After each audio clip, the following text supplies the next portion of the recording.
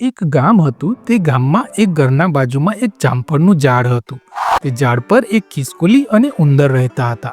ખિસકોલીનું નામ જીલમિલ અને ઉંદરનું નામ રોકી હતું. જીલમિલ રોજ રોજ તાજા જામફળ ખાય ને મજા કરે, ચીક ચીક ગાય ને આમથી તેમ દોડ દોડ કરા કરતી.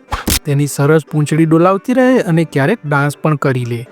રોકી ખોરાકની શોધમાં દરની બહાર આવે, ક્યારેક તાજી હવા ખાવા પણ બહાર આવે. ક્યારેક જીલમિલ અને રોકી સામસામે મળે અને એકબીજાને હેલો હાય કરી લે. એમ કરતા બંને વચ્ચે દોસ્તી થઈ ગઈ.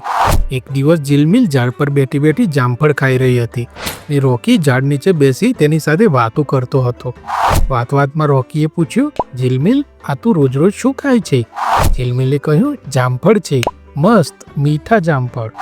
રોકી બોલ્યો, જામફળ તો મને પણ ભાવી, તું લેને, આ રહ્યા ઘણા જામફળ, ખા તું પણ. એમ કહીને જીલમિલે જામફળ તોડી નીચે ફેંક્યું. રોકીએ પણ જામફળ ખાધું. તેને બહુ મજા આવી.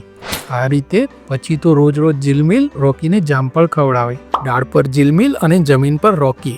બંને જામફળ ખાતા જાય અને અલગ મલકની વાતો કરતા જાય. બંનેની દોસ્તી પણ આ રીતે વધારે મજબૂત થઈ ગઈ.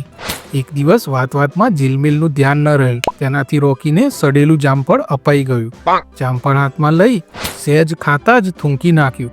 ગુસ્સાથી જીલમિલને કહ્યું, આવું જામફળ તે કદી ખવાય? આવું જામફળ તે મને કેમ આપ્યું?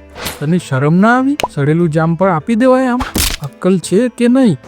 રોકીએ ગુસ્સામાં ઘણું બધું બોલી નાખ્યું. જીલમિલે કંઈ જ જવાબ ના આપ્યો. રોકી નારાજ થઈને ચાલ્યો ગયો.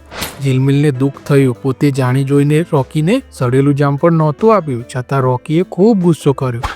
તેથી જીલમિલની આંખે આંસુ આવી ગયા. 2 દિવસ નીકળી ગયા. રોકી દરની બહાર ના આવ્યું. જીલમિલ રાહ જોઈને આખરી ત્રીજા દિવસે સામેથી રોકીની પાસે ગઈ. રોકી ચૂપચાપ દરમાં બેઠો હતો. જીલમિલે તેની પાસે જઈને કહ્યું, સોરી યાર, મેં તને સડેલું જામફળ આપ્યું એ બદલ મને માફ કરી દે, પણ ભૂલથી અપાઈ ગયું હતું. મેં જાણી જોઈને આમ કરી ન હતું, સોરી. રોકીએ જીલમિલની સામે જોયું અને પછી કહ્યું, ના યાર, વાંક તારો નથી, ખરો ગુનેગાર તો હું છું. આટલા સમયથી રોજ રોજ તું મને સરસ મજાના જામફળ ખવડાવે છે એ બદલ તારો આભાર ક્યારેય મેં ન માન્યો, પણ એક દિવસ ભૂલથી સડેલું જામફળ મળ્યું તો હું ગુસ્સામાં સાવ ભાન જ ભૂલી ગયો. આપણી દોસ્તી પણ ભૂલીને તને ન કહેવાનું કહી દીધું. માફી મારે માંગવી જોઈએ. આઈ એમ સોરી. જીલમિલની આંખો ભીની થઈ ગઈ. તેણે કહ્યું, છોડ યાર એ બધું, દોસ્તીમાં એવું તો ચાલ્યા કરે. ચાલ, તને ભૂખ લાગી છે ને? 2 દિવસથી અંદર જ હતો. રોકીએ કહ્યું, તે પણ ખાધું નહીં જ હોય. જીલમિલે કહ્યું, હા ચાલ, તાજા જામફળ ખાઈએ, એ બધું ભૂલીને આપણી દોસ્તી જ યાદ રાખીએ. રોકીએ કહ્યું, હા ચાલ. જીલમિલ અને રોકીએ ધરાઈને જામફળ ખાધા અને ફરીથી બંને ખુશ થઈ ગયા. તો મિત્રો, આ વાર્તા પરથી એ બોધ મળે છે કે સ્થિતિ જાણ્યા વગર પરિણામના અંતમાં પહોંચવું જોઈએ નહીં. તો મિત્રો, વાર્તા સારી લાગી હોય તો લાઈક કરજો, ચેનલને સબસ્ક્રાઈબ કરજો. મળીશું બીજા વિડીયોમાં. જય હિન્દ, જય ભારત, જય જય ગરવી ગુજરાત.